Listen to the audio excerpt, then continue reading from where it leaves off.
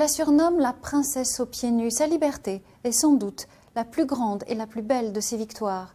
11 ans après son mariage avec le roi Mohamed VI, la réussite de Lala Salma continue d'être une source d'inspiration et d'espoir pour les femmes marocaines qui aspirent à prendre une part de plus en plus active dans la vie de leur pays.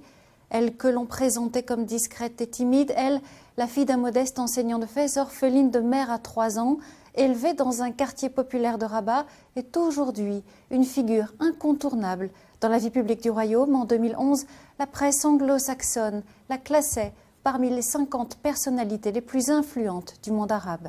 Les témoignages lui prêtent beaucoup d'empathie, d'humanité et de simplicité, mais aussi de l'indépendance et du caractère. En janvier 2013, raconte le magazine Jeune Afrique, on l'a ainsi vu flânant au milieu des conteurs et des charmeurs de serpents avec ses 2 enfants, le prince Moulay Hassan et sa cadette, Lala Khadija, à Marrakech, sur la place Jemaa El Fna, à l'endroit même où avait eu lieu un attentat 2 ans plus tôt.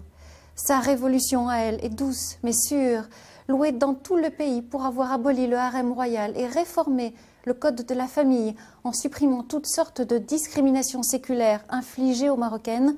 Mohamed VI a choisi de donner l'exemple en optant pour une vie de couple moderne et en donnant pour la première fois à la mère des princes un rôle et une existence publique.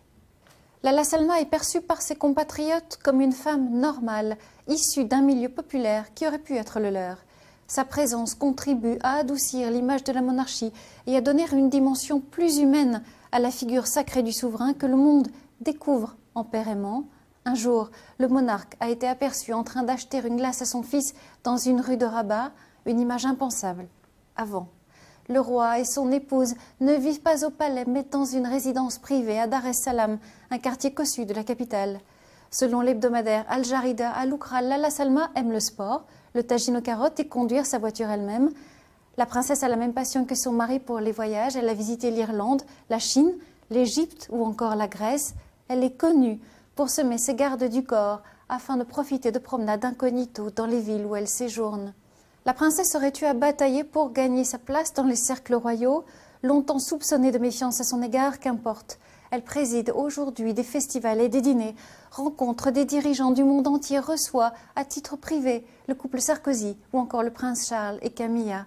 Intelligente et cultivée, cette ancienne ingénieure, major de sa promotion à l'École nationale supérieure d'informatique et d'analyse de systèmes, a toute la confiance du roi qu'elle représente régulièrement dans les grands événements internationaux. Mais ses priorités à elle sont surtout d'ordre social. Avant même son mariage, en mai 2002, la jeune femme s'était déjà rendue dans des bidonvilles aux côtés d'acteurs associatifs afin d'y rencontrer les pauvres d'entre les pauvres. Créée en 2005, l'association Lala Salma de lutte contre le cancer a depuis profondément changé les mentalités et brisé les tabous qui entouraient encore la maladie.